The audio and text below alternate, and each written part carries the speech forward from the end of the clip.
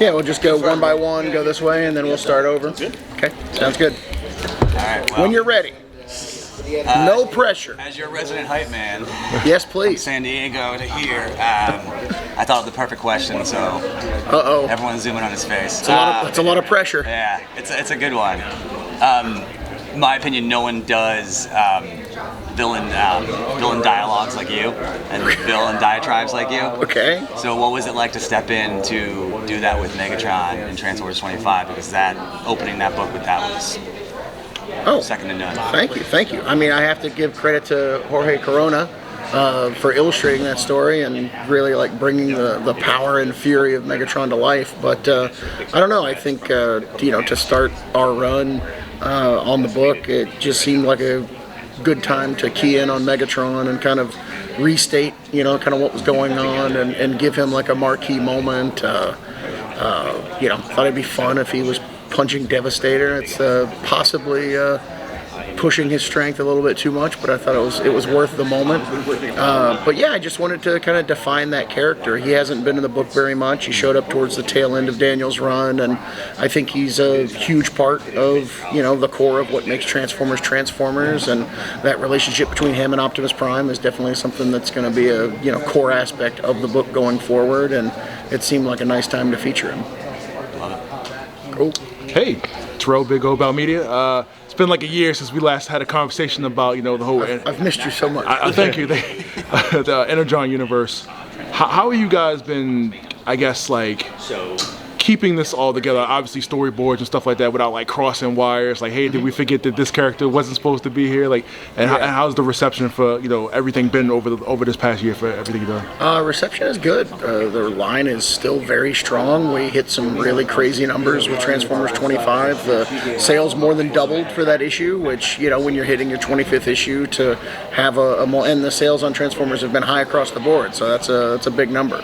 And so, we feel very bullish about the health and life of this line, so that's really exciting. As far as keeping it all straight, we have Editor Supreme Ben Abernathy, who's floating around here. He's talking over there. Who is making sure the trains run on time, but also like helping the writers keep track of their stories and all that stuff. And myself and Josh and Daniel Warren Johnson before he left us. But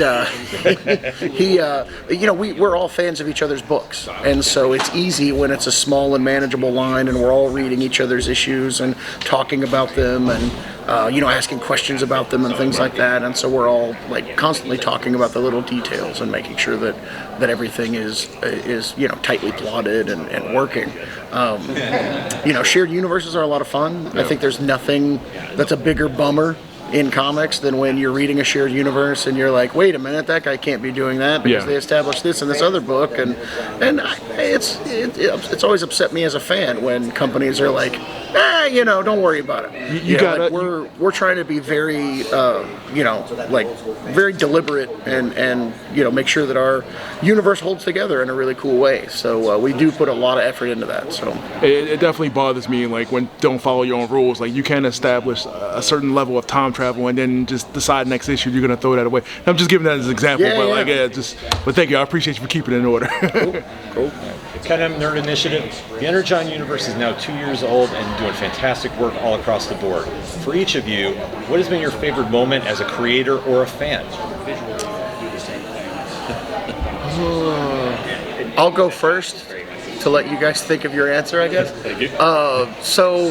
I don't know. I think that one of my favorite moments in Transformers was that opening scene in the Ark when they're fighting and RC and Spike are pushing Optimus Prime's gun to try and help Optimus Prime. They don't know who Optimus Prime is. Optimus Prime doesn't know who they are. It just so succinctly set up the relationship between the Autobots and the humans in such a stunningly visual way. It's one of Daniel Warren Johnson's superpowers, able to come up with scenes like that. And I think it really kind of set the tone for the Energon Universe as a whole. Josh is doing a lot of great stuff in G.I. Joe. I think that, his major contribution to the Energon Universe was using Energon to power the blue lasers from Cobra's guns and kind of bringing that in from the cartoon for the first time in like G.I. Joe comic book history. So I think that stuff was just great, and there's been some great moments with Destro that he's done that I just love that character. So yeah, and I'm just gonna say every issue of Void Rivals. All right.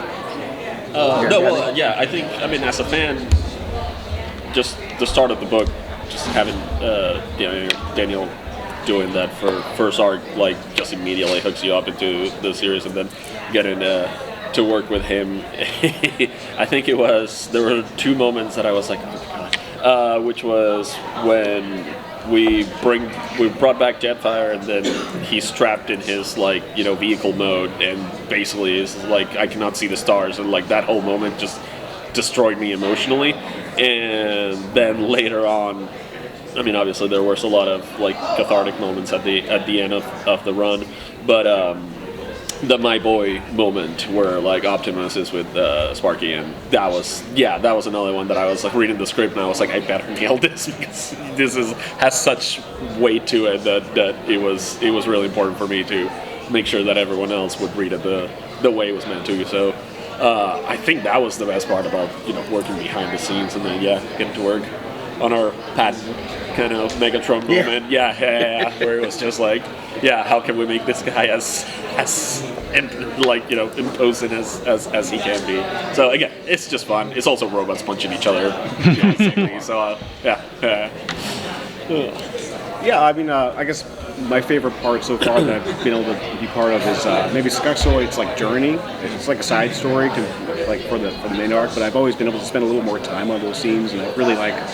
I just like what you've done with them. I think it's like a lot of hilarious. Like, there's a great humor to his journey, but there's also a darkness that I really love. My contribution has been so little to the Well, book. a fan though. Yes, so I'm very new. But there's a panel that I really like where Cliff Jumper is pushing the middle fingers. So that was a great panel. When I saw that, it just makes me just realize how different the book is, how these characters do these things that you never thought that they would do. So it's great. What up? Omega Comic Crusader. Now, 2 years ago, I asked you guys a question about a shipping IP. And now I'm very excited. Because how much fun is it secretly weaving M.A.S.K into this expanding universe?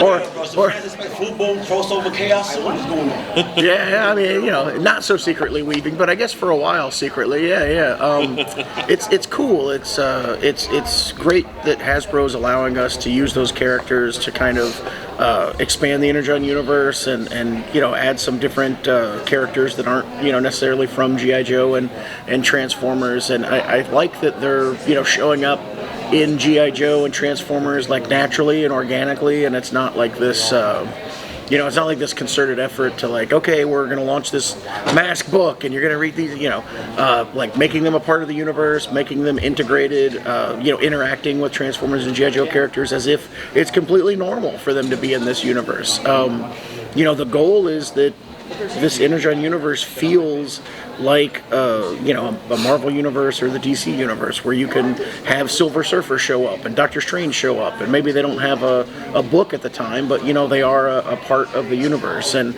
I think having characters that can operate that way and add more to the series when they show up is great. And I love those characters. Being able to write Miles Mayhem is super cool and super fun. That show up in that issue, man, awesome, bro. That blew my mind. Like, oh, finally! Yeah. I love how he wears his utility belt on the outside of his jacket.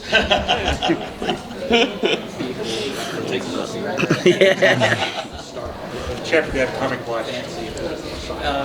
Are you guys facing any challenges, using these beloved properties that we grew up, most people grew up with, and pushing the boundaries of the characters, but not taking them to an extreme where they're unrecognizable? Right. Are there any guidelines you give yourself? We want to keep the characters within these parameters, but we want to kind of push. Yeah. I mean, I think tonally we're trying to just keep it in line with what's come before to a certain extent. I mean, these were toys meant for children that have kind of like taken on a life of their own and grown into like very complex and cool and intriguing and interesting stories, and so we want to honor that. We would never do anything to, you know, damage the brand. Like, that's as important to us as it is to Hasbro, which is what makes this relationship work really well, I think.